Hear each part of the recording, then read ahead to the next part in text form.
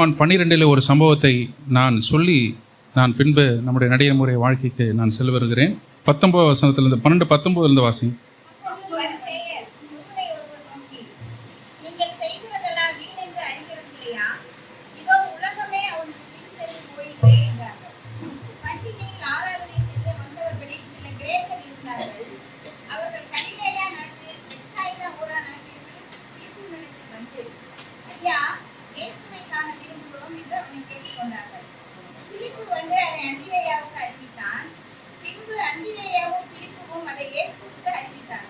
சரி, மட்டும் நிறுத்துங்கள். இயேசு கிறிஸ்து எருசலேமுக்குள்ளாக பிரவேசிக்க போகிறார். அந்த சூழ்நிலையில் தான் இந்த வசனத்தை பேசுகிறார்கள். அநேக ஜனங்கள் அவர் பின்னாடி போகிறாங்க. பார்த்த அதிசயத்தை கிரேக்கர்கள் என்று சொல்லப்படுகிறது அல்லவா? பைபிளில் வந்து கிரேக்கர்கள் இருக்கிறாங்க. ஒன்று, கிரேக்க மொழி பேசக்கூடிய யூதர்கள் இருக்கிறாங்க. அப்போஸ்தலர் 6:1 வாசிக்கிறோம். யூதர்களுக்கும் எபிரேயர்களுக்கும் பிரச்சனை வாசிக்கிறோம்ல, அதில் கிரேக்க மொழி பேசக்கூடிய யூதர்கள், கிரேக்க மொழி பேசக்கூடிய கிரேக்கர்கள் இருந்தாங்க. அதுதான் இந்த குரூப். இந்த குரூப்பில் வர்றது கிரேக்க மொழி பேசக்கூடிய கிரேக்கர்கள். இவங்க ஜியோகிராஃபிக்கல் லொக்கேஷன் பார்த்தீங்கன்னா ஃபெனிஷியா, அதாவது தமிழில் வந்து ஃபெனிசியாவா தமிழில் வாசிக்கிறோம்ல, மேலே தீரு சீதோன் நாட்டில் இருக்கக்கூடிய அந்த பகுதியை வந்து ஃபெனிஷியான்னு சொல்லுவாங்க. அந்த பகுதியிலிருந்து ஒருவேளை வந்திருக்கலாம் என்று கருதப்படக்கூடியவர்கள். இந்த கிரேக்கர்கள் ஏன் ஆண்டவராய் இயேசு கிறிஸ்துவை பற்றி அணுகக்கூடிய அவசியம் என்ன என்பதை பார்க்கும் பொழுது, அருமையான சகோதரிகளே கொஞ்சம் கவனமாக கேளுங்க. அவருடைய பேச்சை பார்த்து அசந்து போகிறாங்க. அவருடைய பேச்சுடைய ஞானம், அவருடைய பேச்சினுடைய தாராள வார்த்தைகள், சொற்கூர்மை, இதையெல்லாம் பார்க்கும் பொழுது இடத்திற்கு ஏற்றாற்போல் பேசக்கூடிய விதத்தை பார்த்து மிரண்டு போகிறாங்க கிரேக்கர்கள். கிரேக்கர்கள் ஞானத்துக்கு பெயர் போனவர்கள். ஏத்தென்ஸ் ஞான பீடம். அந்த காலத்தில் ஏன்ஷியன்ட்ல கிரீஸ் தான் வந்து ஞான பீடமாக திகழ்ந்தது. கிரீஸில் ஞான பீடமாக திகழ்ந்தது ஏத்தென்ஸ் எனக்கூடிய நகரம்தான். அங்கே தான் சாக்ரட்டிஸ், புளூட்டோ, அப்புறமா அரிஸ்டாட்டில், இவங்கெல்லாம் மாமேதைகள் எல்லாம் அங்கே தான் பிறந்தார்கள். அலெக்சாண்டர் கிரேட்டுடைய டீச்சர் வந்து யார்? அரிஸ்டாட்டில் தான். பிள்ளைகள் எப்படியாவது ஞான நிலையை அடையணும்னு பெற்றோர்கள் வந்து கருதுகிறார்கள். எனதான் பிலிப், அலெக்சாண்டருடைய அப்பா பேர் பிலிப். அவர் என்ன பண்ணுறாரு? ஆசிரியராக அரிஸ்டாட்டில் கொண்டு வருகிறார். எப்படியாவது பசங்கள் ஞான நிலையை அடையணும், நல்ல ஒரு அறிவாளிகளாக திகழணும்னு சொல்லிட்டு அந்த கிரேக்கர்களே அதிசயத்து இயேசு கிறிஸ்துவிடத்தில் வருகிறார்கள். ஐயா, உங்கள் தலைவர்களை பேசணும், கொஞ்சம் இட்டுட்டு போங்க அப்படின்னு சொல்கிறாங்க. யாருக்களை வராங்க? பிலிப்புக்கெல்லாம் வராங்க. பிலிப்பு ஒருவேளை அந்த கிரேக்க பேரோட பிலிப்பு ஒத்து போகிறதுனால அவர்களை வந்து அணுகுனாங்களான்னு தெரியல. ஏன்னா பிலிப்புன்றது கிரேக்கர்கள் மத்தியில் ரொம்ப ஃபெமிலியரான ஒரு பெயர், ரொம்ப பிரதிச்சு பெற்ற ஒரு பெயர். வராங்க. பிலிப்பு அந்திரேகளை சொல்லி 2 பேரும் இயேசு கிறிஸ்துக்களை வராங்க. என்ன பேச விரும்பினாங்கன்றது நமக்கு சொல்லப்படலை. பைபிளில் நீங்கள் வாசிங்கன்னா இதுக்கப்புறம் எந்த சம்பவம் வந்து நமக்கு சொல்லப்படலை. என்ன பேசுகிறாங்கன்றது சொல்லப்படலை. என்ன வாசி சிஸ்டர் வாசிங்க, கடைசி வசனம் என்ன வாசிங்க? அவர்கள் வந்து அந்திரேயை அறிவித்தான். அப்பொழுது இயேசு அவர்களை நோக்கி, இயேசு கிறிஸ்து பேச தொடங்கிட்டார். அப்போ ஏதோ ஒரு நிபந்தனை அங்கே வைக்கிறாங்க. வச்சவனே இயேசு கிறிஸ்து அவங்களுக்கு பதில் சொல்கிறாரு. மனுஷகுமாரன் மகிமைப்படும்படியான வேலை வந்தது. மெய்யாகவே மெய்யாகவே நான் உங்களுக்கு சொல்லுகிறேன், கோதுமை மணியானது நிலத்தில் விழுந்து என்று வாசிக்கிறோம். இவங்க யாரு? கிரேக்கர்கள்.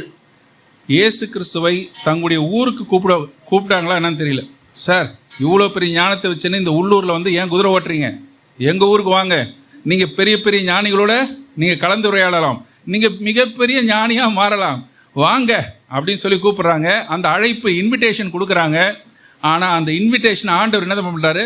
அப்படியே கிழிச்சு அப்படி போட்டுட்டு சொல்கிறாரு, கோதுமை மணி நிலத்தில் விழுந்து சாகாவிட்டால். ஏண்டா டேய், என்னுடைய வேலை அதுவல்ல, பிதா எனக்கு ஒரு வேலை கொடுத்துருக்காரு. என்னது? உங்களையும் என்னை மீட்பதற்காக இந்த உலகத்தில் அவர் கோதுமை மணியாக விழுந்து நிலத்தில் சாக வேண்டும். அந்த சாக கூட மாபெரும் வேலை எனக்கு கொடுத்திருக்கிறார். இந்த புகழ் பெற வேண்டும் என்று சொன்னால் அதற்கு எத்தனையோ வழி இருக்குது, ஆண்டவர் செஞ்சிருப்பார்.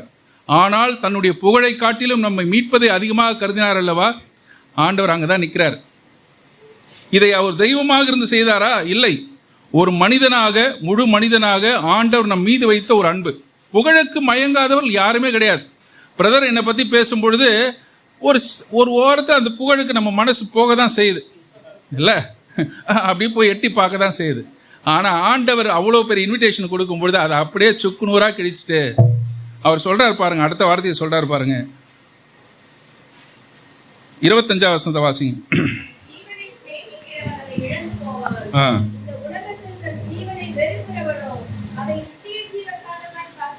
ஏண்டா இந்த உலக வாழ்க்கையை நான் விரும்பினேன்னு சொன்னால் அதை நிச்சயமாக என்ன பண்ணுவேன், இழந்து போயிடுவேன். ஆனால் என்னுடைய ஜீவனை நான் இழந்தேன்னா அது நித்திய ஜீவகாலமாக நான் காத்துக்கொள்வேன்னு சொல்லிட்டு சொல்கிறாரு.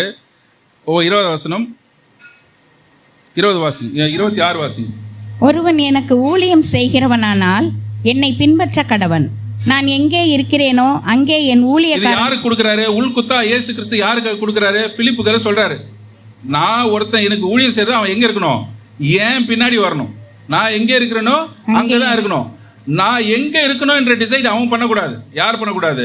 ஆண்டவரே நீங்க கிரீஸுக்கு போனா நல்லா இருக்கும், ஏதென்ஸ் போனா நல்லா இருக்கும் நீங்க நினைக்காதீங்க. நான் எங்க இருக்கணும்னு விரும்பணும் அங்க அவன் இருக்கணும். யாருக்கு உள்ள குத்துறாரு? பிலிப்புக்கும் அந்திரேயகம் சேர்த்து குத்துறாரு. குத்துறோடு சொல்றாரு. அடுத்த வசனம் வாசிங்க. ஒருவன் எனக்கு ஊழியம் செய்தால் அவனை பிதாவானவர் கனம் பண்ணுவார். என்னுடைய கனம் யாரால் வரணும்? பிதாவால் வரணும். கிரேக்கர்கள் தரக்கூடிய அந்த புகழாரும் அந்த முடிசூட்டு எனக்கு தேவையில்லை அப்படின்னு சொல்லி போடுறார். அவர் எதிர்க்கவும் இல்லை பின்வாங்கவும் இல்லை என்று சிலுவையில் மட்டும் கிடையாதுங்க, இடைப்பட்ட நாட்கள்லையும் இயேசு கிறிஸ்துக்கு பல விதங்கள்ல அவருக்கு சோதனை வரதான் செய்தது. ஆனால் அந்த புகழை ஆண்டவராக இயேசு கிறிஸ்து ஏற்றுக்கொள்ளவில்லை.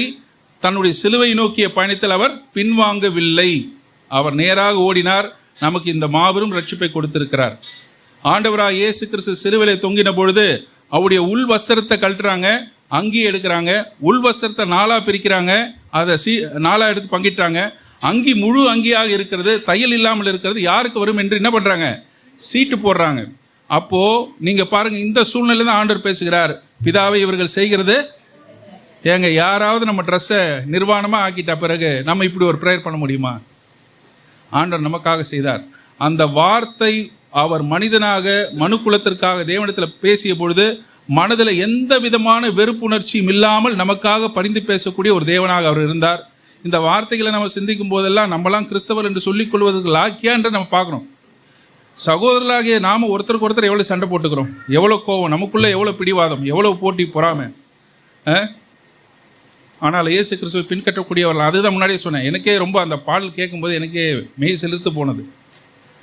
அந்த எருசலேம் வீதிகளில் அவருடைய ரத்தம் கோலமிட்டு கொண்டே போனது. சர்வத்தையும் தன்னுடைய வல்லமையுள்ள வசனங்களாலே தாங்கக்கூடியவரால் சிலுவையை சுமக்க முடியவில்லை. ஒரு 50 கிலோ சிலுவையை சுமக்க முடியல அவரால். 1.5 கிலோமீட்டர் தான் டிராவல். அரிமத்திய சீமோனை தான் வந்து கம்பல் பண்ணுறாங்க, வந்து கூட்டுட்டு போன்னு. ஆண்டவரால் முடியல, தூக்க முடியல. அந்த சூழ்நிலையிலும் ஆண்டவர் நமக்காக அந்த சிலுவையிலே சென்று இரு அக்கிரமக்காரர்களே ஒரு அக்கிரமக்காராக எண்ணப்பட்டு, அவமானத்தை யாருமே ஏற்றுக்க முடியாதுங்க. ஆண்டவர் நமக்காக அவமானத்தை ஏற்றுக்கொண்டார். இன்னைக்கு எந்த ஒரு தவறை செய்து அவமானத்துக்குள்ளாக்கப்பட்டவனும் கூட ஜெயிலுக்கு போகும்போது முகத்தை காட்டிட்டு போக மாட்டான், தன்னுடைய கரங்களால் மூடிக்கொண்டு தான் போவான். தப்பு செஞ்சவனாக இருந்தாலும் முகத்தை காட்டுறது விரும்ப மாட்டான். ஆனால் ஆண்டவராக இயேசு கிறிஸ்து நமக்காக மற்றவர்கள் காரி உமிழும் பொழுது தன்னுடைய முகத்தை அவர் மறைத்து கொள்ளவில்லை, அதை கற்பாறை போல ஆக்கி கொண்டார் என்று வாசிக்கிறோம். அதை வந்து ஃப்ளிண்ட் கல்லை போல மாத்திட்டாராம். ஃப்ளிண்ட் கல்லுன்னு போட்டிருக்கு. ஃப்ளிண்ட் கல்னா சிக்கிமுக்கு கல் கேள்விப்பட்டிருக்கீங்களா? நெருப்பு பற்ற வைக்கிறதுக்கு யூஸ் பண்ணுற கல். அந்த ஃப்ளிண்ட் கல்லை பற்றி தான் அங்கே போடப்பட்டிருக்கு. யூதர்களுக்கு தெரியும் ஃப்ளிண்ட் கல்லுன்னு சொல்றது வந்து ஈஸியாக வந்து உடஞ்சி போகாத ஒரு கல், சீக்கிரமாக வந்து நெகிழ்ந்து போகாத ஒரு கல்லுன்ற அவங்களுக்கு தெரியும். அவங்களுடைய டெக்னிக்கல் டேர்மில் யூஸ் பண்ணுறாரு. என்னுடைய முகத்தை அந்த கற்பாறை போல மாற்றிக்கொண்டேன்னு சொன்னால் முகத்தை கிடையாது, என்னுடைய மனதை கற்பாறை போல மாற்றிக்கொண்டேன். எடுத்த முடிவிலே எனக்கு எந்த சோதனை வந்தாலும் அவமானம் வந்தாலும் சிலுவையை சகிப்பதற்கு நான் தயாராக இருக்கிறேன் என்பதை ஆண்டவராக இயேசு கிறிஸ்து தன்னுடைய மனதை கற்பாறை போல ஆக்கி கொண்ட அந்த நிகழ்வு என்பது சாதாரணமான விஷயமே கிடையாது. நமக்காக ஆண்டவர் அதை ஏற்றுக்கொண்டார். எருசலேமுக்கு நேராக தன்னுடைய முகத்தை திருப்பி என்று வாசிக்கிறோம். அவர் சோர்ந்து போகவே இல்லை. சிலுவையை பார்த்து அவர் பின்வாங்கவே கிடையாது. தனக்கு நேரிடக்கூடிய அத்தனை பாடுகளும் அவர் அறிந்திருந்தாலும் அதை மனம் உவந்து நமக்காக, தன்னுடைய பிள்ளைகள் பாத்ரூம் போயிட்டு அதை பன்னீரா ஏற்றுப்பாங்க. ஆண்டவர் எச்சலை எப்படி ஏற்றுக்கொண்டார்? நமக்காக பிறனுடைய எச்சலை அதை பன்னீராக ஏற்றுக்கொண்டார் நம்முடைய ஆண்டவர். ஆண்டவர் அதை அல்லல் தட்டவில்லை.